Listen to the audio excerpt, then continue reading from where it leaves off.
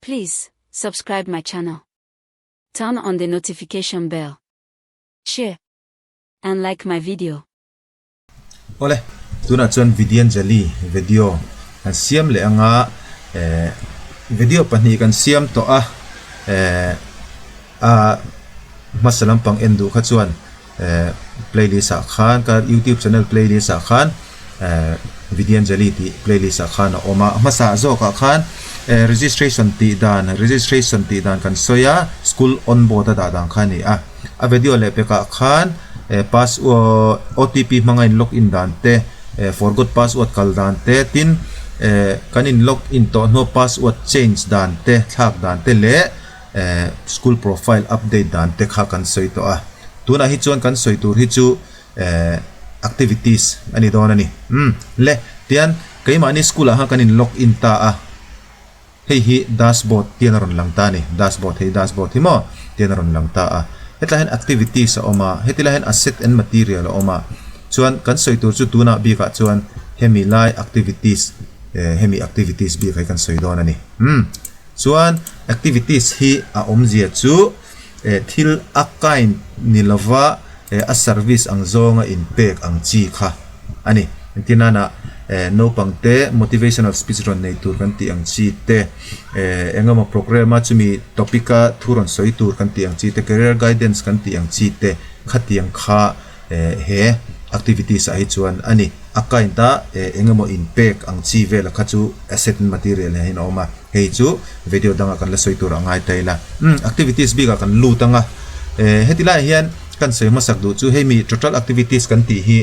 activities request kan vasiam mo activities nei tura school ina request kan vasiam kha total activities kan nei za khani ta ta complete hi pathum mai te pending hi pakhat alen tia complete pathum ani complete pathuma hian a zong in a pathum hi kan ti hlo tling vek ti na ni lova activities kan siama kha a huna lo topa khan volunteer kan mulova kha activities sa kan close ani mo kan close chuan kha complete aron kal mo omzia chon hemi palizi nga hian pathum complete angin enjia ka amaro chu ta hian ani ta ka chon pakhat chi kan complete ani a fullin adang pani chu activities kan ti kan close to kha complete na kala pending hi chu tian ala omta chu na kida kan soi chunjamang activities sa ta kan lut ta helai tilaya lo omsa thil omsa hi chu lo thei hi lok taila nakina kan soi chun zomanga masa chuan request kan siam don ni service chungchang hen request kan siam don ani request kan siam don chuan hetilaya hian plus oma mo kan mu vector angai la kan kok chen chum manga heta hian plus oma ki plus a khen kan click anga activities kan request don ani hetilahin activities kan thlanga hetilahin plus oma nakina asset kan khona asset kan click anga hetilai thoin plus lo omanga asset request siam na tuna chon activities a hian kan oma plus kan me hian activities request kan siam don ani le hey activities request siam na chuni ta masabera chuan service activity category i service du activity khami category kha ithangang generic level activities le sponsorship activities idu akha khoizo ka hian nge omirin amo terin thlang chinanga abula hian annem ahminga kha omleta ti hian omleta chuan sponsorship sponsor thlang chin taila ta hian tian alo omleta kha kan du dan zo ka kha kan thlang don ani sponsorship ani hi chuan a poisa impact te po kha rem tura kan nga Vidyanjali poisa impact hi rem lo ti thom deu ka ria amar chu sponsorship activities ani hi chuan poisa kha atil kha ngai karinga amaro chu a khesa in pe ni lovin khami kan sen so kha a poisa na ron tum don tina te poni mai thei khatiang te po khani mai thei le generic activities an kan ti chinanga chuan activities tura hian tian han en wang ula engeni in du akha mo art and craft ngor hai chu kan ti to vocational skill hi kan thlang chinanga vocational skill hi tikhan kan do chu kan thlang to ta chuan hetila hian tentative start date of service activities he activities kan ti hun tur hi ain tran hun tur ani mo chu ke mani khan kan program kan han ngai to wang ta a chumi hun vela chon he program hi ti lo tlingila athang a kan ti hun kha kan thlang don ani mo tinana ta he kan click a calendar lo langa tuna hi august ani a september thatop lampang vela hen ti chin taila mo september wednesday friday te ti laram chang September ni somni pasari hi ti chinang September ni somni pasari hi he vocational skill training hemi kan nei ni turata na kan ro man lo ni ta ni chuan ta hena bula hian last date of receiving application he iti tura hi a hlo tin nan engti thlenge application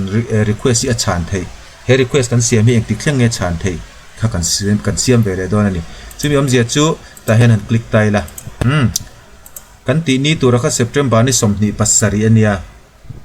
September ni somni pasari ania heta hian ni somni pasari vek hi ati chi lova a chan chu online in door tur kan ni awangin request kha kan don khan ke mani lamina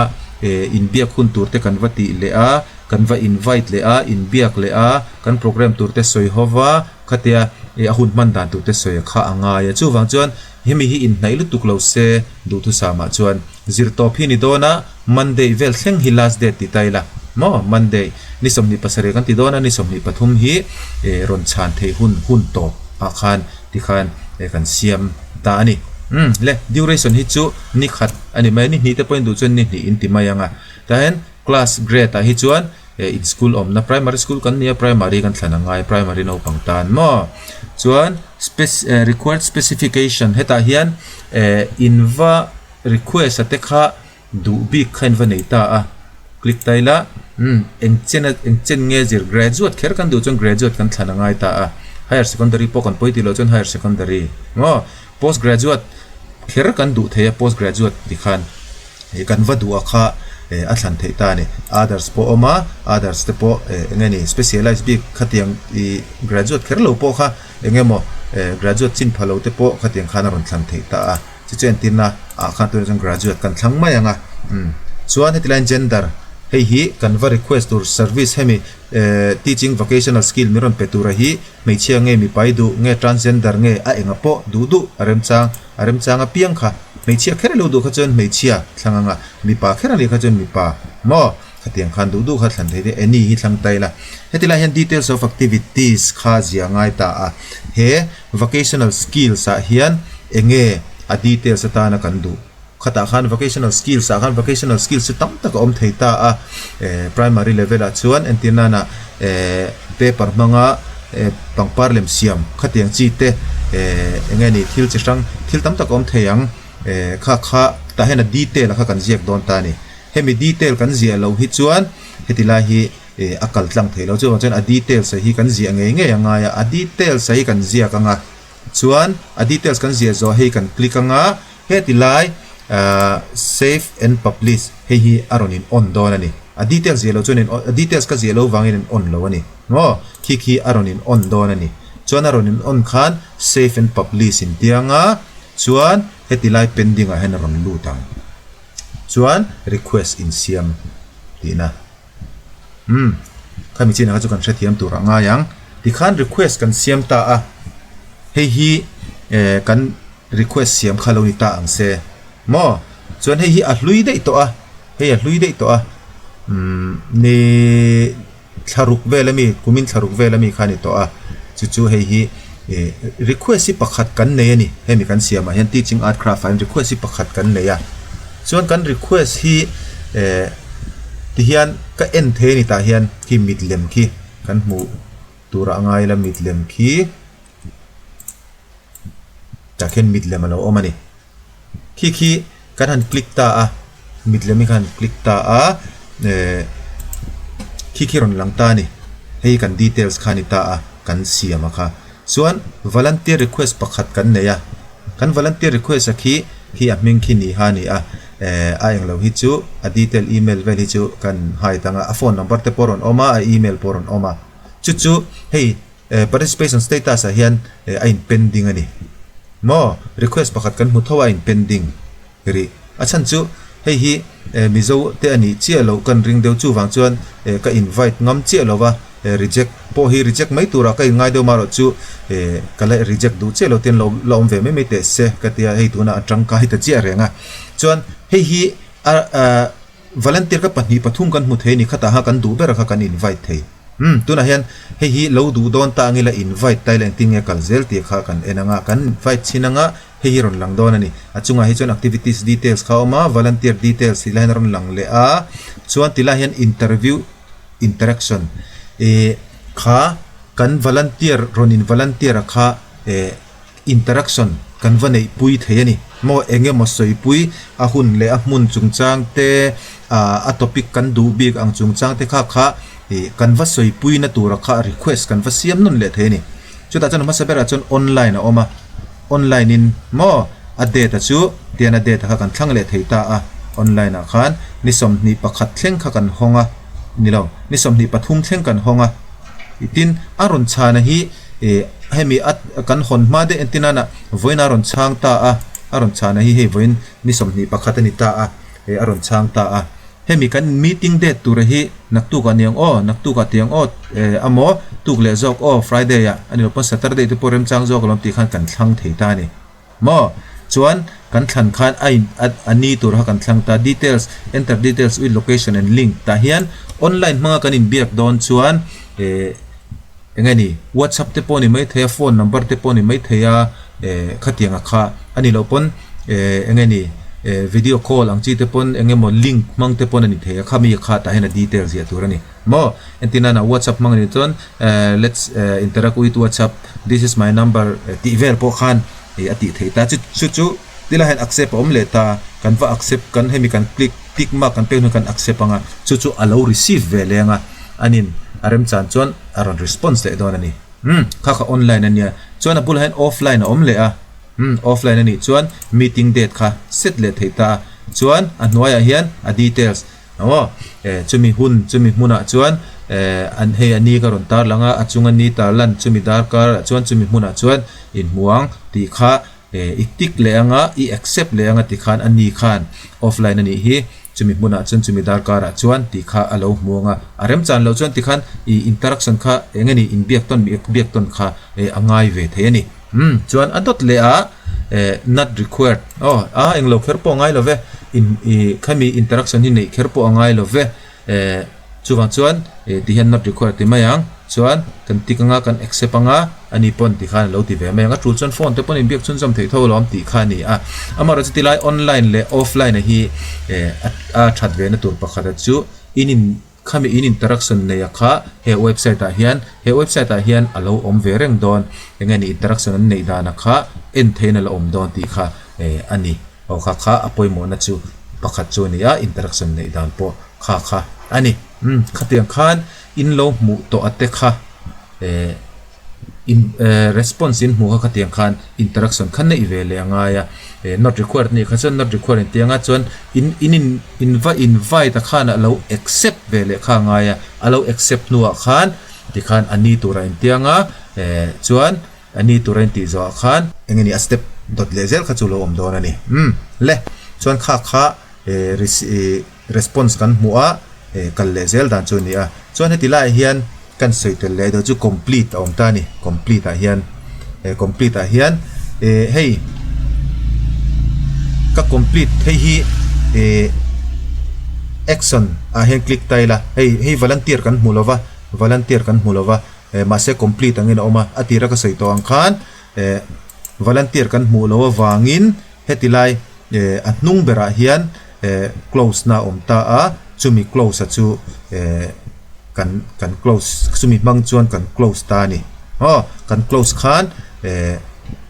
complete a henron om mo activities om mi alo po khan kha activities kha kan close chuan complete angena kal chuan hetilai a hian pahni na hi volunteer request kan ne hei hi array to de uleka website ron om tir lampanga kan ti kha ne ti sol kan ne a full fill in kan tia a action po engani ama po hiron kalveka en chintaila hi kan activities ania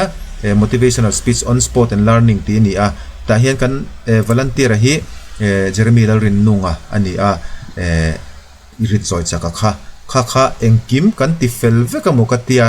amaro chu ani pon hei tila hen into participation pon alo confirm ve ka a confirm nuwa khan thil ti mai kan lo la neya hemi website bi ka hen chu wang chuan the activity reject or without participating clause a participation kan lo ti le lo wanga tain thalak update tur vela kha om thei talova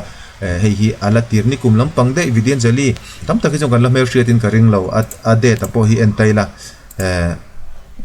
ade ta po hi sang ni som ni pathum August sang ni som ni pathum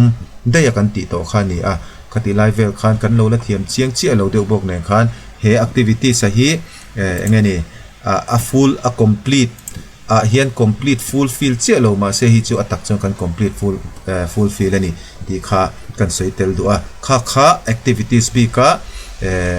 request siam dan le request nu a volunteer kan mu a volunteer kan mu nuwa akal zel dana chu kha ni a chuan khat voina